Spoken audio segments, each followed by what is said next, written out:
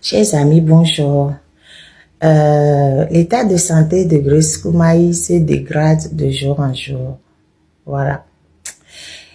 Je vous avais dit que samedi le 6 décembre, il y a 5 membres des forces de l'ordre qui sont rentrés au cabanon, qui l'ont bien fracassé.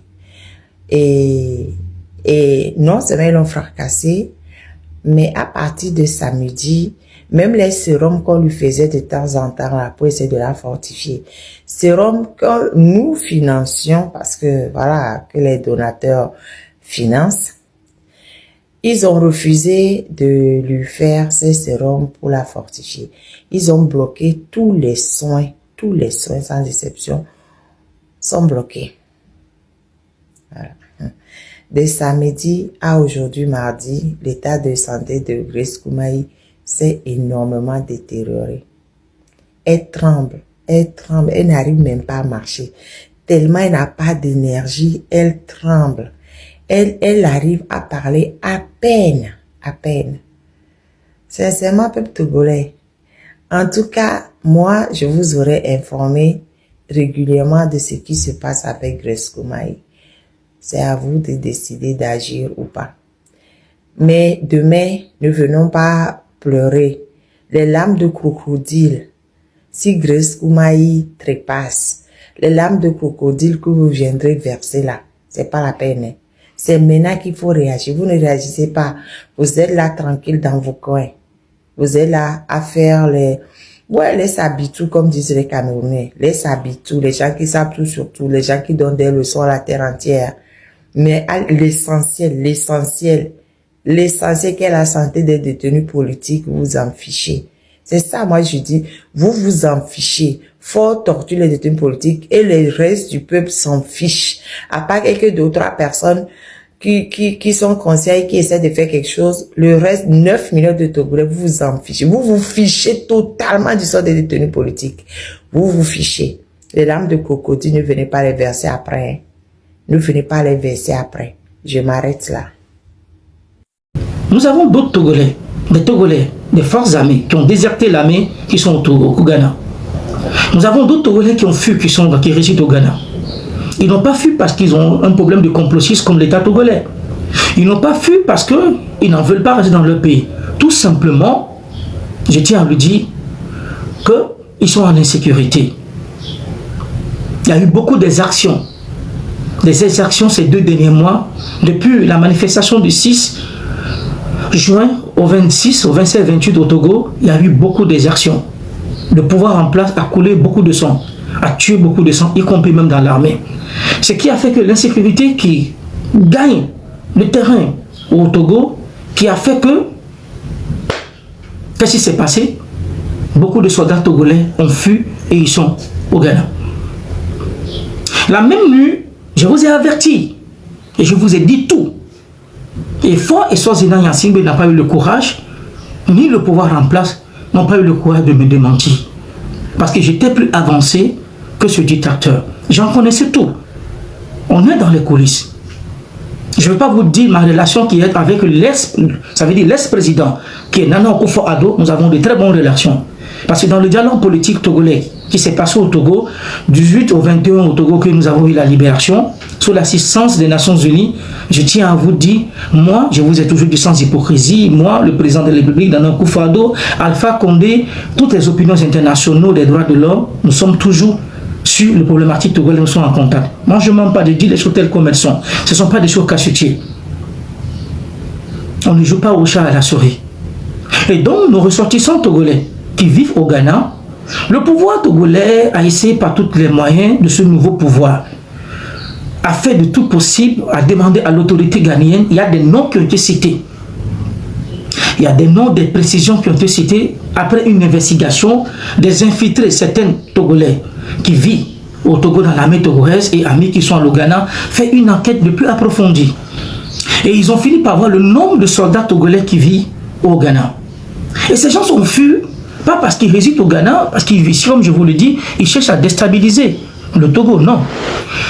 Ces gens sont fus parce qu'ils sont en sécurité. Des militaires, plein de militaires et policiers ont déserté l'armée. Et ils sont au Ghana et d'autres pays d'Afrique. comme le cas du Bénin, on en reviendra. Soyez dans la logique et suivez-moi. Quand ils ont fermé la frontière, j'ai eu à tourner la sonnette à la dame. Dès que le Togo a fermé la frontière, moi j'étais au courant. Comme je vous avais annoncé l'arrestation de Mme Marguerite Niakhaté, les plans sur ce qui se passe. Et j'en revenais là-dessus dans d'autres émissions. Qui a vendu Mme Marguerite Niakhaté? Le plan de Mme Marguerite Niakhaté, qui l'a vendu? Pourquoi Mme Marguerite Niakhaté, quand elle a organisé sa conférence de presse sur l'histoire des incendies des marchés de Lomé de Kara, pourquoi a-t-il arrêté Mme Marguerite Niakhaté? Qui a vendu Mme Marguerite Niakhaté? Nous reviendrons là-dessus dans un autre débat. Mais pour le moment, le dossier est tellement si costaud qu'il faudra prendre du temps pour vous expliquer, pour qu'on puisse se comprendre. On n'est pas dans des affabulations ni dans des allégations. Je vous parle des faits qui sont conçus. Parce que tout ce que je vous ai annoncé, tout ce que je vous ai dit, vous l'avez tous vu. Il n'y a pas aucun mensonge, ni de fabrication parce qu'on déteste quelqu'un. Non, je ne suis pas dans cette posture. On parle de ce qu'on appelle la géopolitique et stratégique. Il faut être clair et puis comprendre de ce qu'on annonce. Le gouvernement togolais a envoyé des noms de certains représentants de la société civile, des anciens militaires, présents policiers qui ont déserté, qui sont au Ghana. Et le gouvernement ghanéen, automatiquement, n'a pas voulu répondre à l'État togolais. Elle a pris note et elle a fait une investigation personnelle à elle. Quand elle a fini de faire ses investigations, elle a essayé dans une autre forme d'une eau à s'adresser au président de la République, au Foy Sozina Nyasingbe, un président qu'on n'a pas élu, voilà, qui est dans une procédure militaire. Ils ont essayé de faire expliquer à travers son ministre des Affaires étrangères ce que le pouvoir en place est en train de demander à l'autorité ghanéenne. L'autorité ghanéenne dit miette qu'elle n'est pas encore capable. Ça veut dire les gens qu'on accuse de déstabiliser le Togo, qui sont au Ghana. Le pouvoir ghanéen fait savoir au Togo, écoutez-moi très bien, toutes les choses que vous avez portées à note encore ne sont pas fondées. Ça veut dire que le pouvoir ghanéen n'est pas capable ça veut dire de déporter des Togolais, militaires, gendarmes et policiers, hommes civils, pour les faire amener au Togo. Le gouvernement togolais n'a pas pu digérer.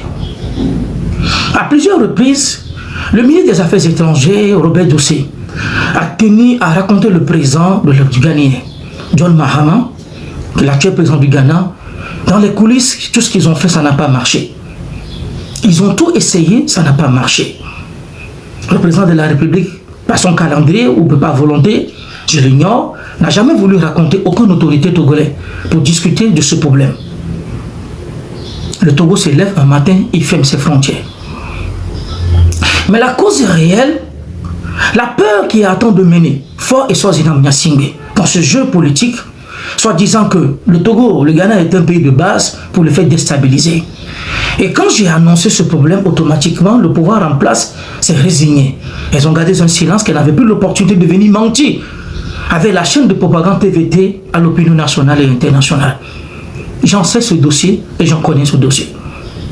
Et quand je l'ai annoncé, la peur que le gouvernement togolais a eu, comment s'est-il fait que Mohamed Loum a eu ce dossier en main?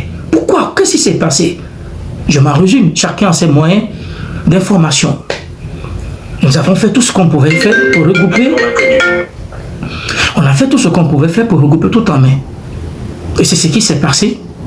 Par la grâce de Dieu, le problématique qui attend de se passer au Ghana est tellement si sensible que le gouvernement ghanéen a dit non, que nous ne pouvons pas le faire. Et quand ce gouvernement a refusé, elle n'a pas été loin, 2 semaines plus tard, il y a eu ce qu'on appelle un accident d'un avion qui s'est écrasé au Ghana. Un accident d'un avion qui s'est écrasé au Ghana, dont on a perdu 9 membres d'équipage et c'était un ministre du nouveau gouvernement de John Mahama. Le gouvernement ghanéen s'est posé beaucoup de questions à voir ce qui se passe. Comment se fait-il? L'avion n'a pas été touché. Est-ce que l'avion était touché? Qu'est-ce qui s'est passé? Que s'est-il passé? Est-ce qu'il y a un problème mécanique? Je vous avais annoncé qu'il y a eu beaucoup d'arrestations au Ghana. Il y a eu beaucoup de choses. Jusqu'à présent, le procureur de la République du Ghana, il y a des investigations qui sont en place. Et vous allez voir les choses qui vont sortir. Je ne vais pas dévancer l'enquête des autorités ghanéennes. Je voulais rester dans ce contexte pour qu'on puisse mieux se comprendre. Et c'est dans ce contexte qu'il y a eu un accident, des autorités ghanéennes ont perdu vie. Le Togo n'a jamais voulu avoir même une condoléance au peuple ghanéen. Elle a pris ça comme un événement non-lieu. Le président ghanéen a pris note et elle a pris toutes les dispositions. Exactement, merci. Oui, ouais. Non, je ne veux pas rentrer, mais excusez, on va aller. Le président ghanéen devait être dans l'avion, calmez-vous. Ça n'a pas marché. Je ne veux pas rentrer dans le secret de ce qui est en train de se faire, une instruction. Et c'est comme ceci, dans ce sillage, le Togo n'a jamais présenté ses condoléances aux frères ghanéens, ni une lettre officielle, jusqu'à présent où je vous parle. Et je défie quiconque sur ce panel de me dire une seule lettre, une seule phrase venant de la République togolaise envers le Ghana de cet événement qui s'est passé. Les journaux, briefing qui s'est passé, point bas. Le Togo ne s'est pas présenté pour ces événements, ni aux obsèques de tout ce qui s'est passé. D'autres pays en ont fait. Le combat, la lutte continue. Nous restons dans cela un mois plus tard, quand j'ai dénoncé ce système qui attend de se programmer. Qu'est-ce qui se passe? Le Togo a commencé, l'armée togolaise, Fort et Swaziland Nyasingbe, à déployer des militaires de l'étendue du territoire national entre la frontière Togo et Ghana. Après avoir fini de bloquer la frontière, il a essayé de mettre sur l'étendue du territoire, à plus de 400 km, ça veut dire des frontières clandestines qui lient le Ghana et le Togo, parce que le Ghana et le Togo, nous sommes une même nation comme le Bénin. Nous partageons beaucoup de cultures et beaucoup de voisinage selon nos histoires. Et c'est ce qui a fait que quand vous voyez les conditions de la politique au Ghana, le président de la République, Faure Eswazina Nyasingbe, dans ses idées banales, rocambolesques, a essayé de mettre sur 400 km des groupements logistiques armés, soit disant que le Ghana veut servir à une base de déstabilisation à son pouvoir. Voici les raisons que Faure Nyasingbe attend d'accuser le président, pas indirectement, directement John Mahama. Mais il y a plusieurs raisons, je vous avais dit. Vous savez, avec le temps de Nana Akufo-Addo, il y a eu ce qui a été créé à l'époque, le corridor. Il y a eu ce qu'on appelle le corridor. La Côte d'Ivoire, le Ghana, le Togo, le Bénin et le Nigeria. Lorsque le criminel né de Lombodo, le ministre Yabdan Khan, était encore ministre de la Sécurité, ils ont eu à créer ce qu'on appelle un corridor. Je reviendrai là-dessus, c'est juste une parenthèse pour qu'on puisse mieux se comprendre. Voilà où on va. Le gouvernement togolais a mis des bases militaires, des groupements de renforcement, c'est-à-dire sur 400 km. Nous avons au moins une vingtaine de frontières entre le Togo et le Ghana. Les Togolais et le Ghana, on se sillonne, ça veut dire qu'il y a plein de Togolais qui vivent au Ghana, qui viennent travailler au Togo, qui retournent des Togolais aussi qui sont au Ghana. C'est du passe-passe comme le Bénin, il a Kondi et Anero. Et à Flao plutôt. Et il a sécurisé toute sa frontière. Il est dans une posture de peur. Faut continuer, ceci ne le suffit pas. S'il vous plaît, tapotez le live. Le live est à temps de regarder. Tapotez, vos portables vous appartiennent, vos mégas vous appartiennent, mais l'émission ne m'appartient pas, elle vous appartient au peuple togolais. Cette émission dépend de votre volonté. Tapotez le live pour qu'on puisse aller un peu plus. On est plus de 167 personnes, on monte l'équilibre. Mais essayez de tapoter pour qu'on puisse sécuriser notre live et partager. C'est le principe du but de TikTok. Et par nos envahisseurs, nos bourreaux, de ne pas perturber le live que je suis en train de faire. Merci. Tapotez s'il vous plaît. Et partagez le live. Faure Eswazina Nyasingbe, dans ce sillage, qu'est-ce qui se passe? Après avoir sécurisé, en accusant le président John Mahama, comme je vous le disais, son prédécesseur plutôt, je vais parler du président, mon ami, mon frère, un père, Nana Akufo-Addo. Ils ont essayé de créer ce qu'on appelle un corridor qui jouait à l'époque. Et dans ce corridor, il y a un problème de logistique. D'abord, il y a le pétrole, le trafic de drogue, tout ça on reviendra là-dessus. Et précisément, ce qui se passe, c'est quoi? Essayer de préserver leur pouvoir, un système de jeu qui était fait par le pouvoir. Parce que dans l'armée ivoirienne, je précise, je signe là-dessus, le service de renseignement ivoirien, ghanéen, togolais, nigérien sont des services qui étaient à la portée, autant même de Blaise Compaoré à Faure Eswazina Nyasingbe. Mon service de sécurité, Faure paye beaucoup. Je vous avais dit ceci, il y a un truc que je vous avais annoncé il y a un temps de cela. le financement du pouvoir de Lomé II, des chefs d'état-major de la sous-région et certains officiers de services de renseignement des pays limitrophes comme le Togo, le Ghana et le Bénin. Le Togo, l'argent que le Togo met sur la table dans ses armées, la corruption qui gardait certaines armées pour de l'information, pour sa sécurité de sa dynastie. J'ai eu à vous le parler, à vous annoncer de cela. Mais beaucoup d'entre vous, des gens m'ont négligé, des gens n'ont pas voulu comprendre, j'en sais pas. Alors, on continue. Lorsque le président Nana Akufo-Addo était là, il discutait avec Iyad Marfort et les relations étaient très bien en matière d'information. Les Togolais qui étaient au Ghana, sous la législation du président Nana Akufo-Addo, il y avait beaucoup de Togolais qui ont été assassinés au Ghana. Je vais vous le dire. Nana Akufo-Addo, excuse-moi de te le dire, tu es un ami, mais je vais te le dire. Là-haut, le truc, ce qui n'a pas marché. Il y a eu beaucoup de Togolais qui ont été arrêtés au Ghana et déportés au Togo. Il y en a eu beaucoup. Il y a des choses qui se sont passées. Il y a eu beaucoup de Togolais, il y a eu beaucoup de crimes, assassinats, empoisonnements de beaucoup de Togolais. C'est ta législature, quand tu étais président de la République, il y a eu beaucoup de choses qui se sont passées. Et tu es un ami, mais quand il y a la vérité, je vais te le dire. Je ne vais pas te le cacher. On était dans un dialogue politique international, tu as participé, on a de très bons liens, mais les sales jeux, j'en parlerai. Les Togolais qui ont été emprisonnés, voilà. Il faut que je te le dise. Tu te dis, tu n'as pas de responsabilité de vérité de ce qui n'a pas marché sous ta législation au Ghana. Alors, lorsque le président Nana John Akufo-Addo a battu par élection, le président Nana Akufo-Addo, le système a changé. Le gouvernement ghanéen n'a plus sa sécurité interne qui était contrôlée par le Togo, par les grands hommes de l'appareil sécuritaire de l'État, des officiers, le service secret, le service d'espionnage, le service de renseignement. La plupart des gens travaillaient pour le pouvoir en place. Et quand le nouveau président est arrivé, étant ancien de cette dynastie, connaissant la dynastie togolaise, elle a essayé de faire un remis-ménage. Au Ghana, je vous le dis, si je mens, vous pouvez essayer de faire. Quand John Mahama est arrivé, il a tout remplacé. Napoléon le disait que quand on gouverne avec ses hommes. Et quand il est arrivé, il a gouverné avec ses hommes. Il a mis ses hommes, il a changé beaucoup de systèmes dans l'appareil de sécurité ghanéen. Et si vous faites la remarque, depuis que l'attentat s'est déroulé au Ghana, le président de la République, John Mahama, sur l'information, il ne sort plus de son pays. Il ne sort plus à l'étranger. Toutes ces visites se font sur le plan national. Il y a beaucoup, même ses sorties publiques. Parce que il y a une information qui est là, qui est en place, et je vous le dirai. Le rôle que le Togo est à temps de jouer. Et je suis tellement si heureux et conscient que l'AES, à travers son ministre des Affaires étrangères, plus précisément du Mali, Abdoulaye Diop, qui a eu à dire que nous sommes prêts à travailler avec le diable pour donner la stabilité à un pays qu'on appelle le Mali, y compris l'AES.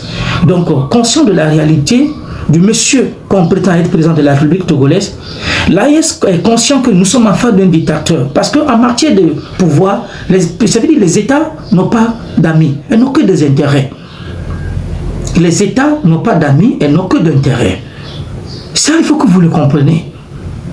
Quand je vois certains Africains et panafricains de ce monde du continent noir qui disent que faut ils sont énormément et attendent de jouer un système panafricain stabilisé parce que quand on a fermé la frontière contre les 3 pays de l'AES, Mali, Burkina, Niger, faut est le seul pays de la sous-région qui n'a pas accepté à respecter les conditions des recommandations de la CEDEAO contre cette nation. Moi, je suis contre.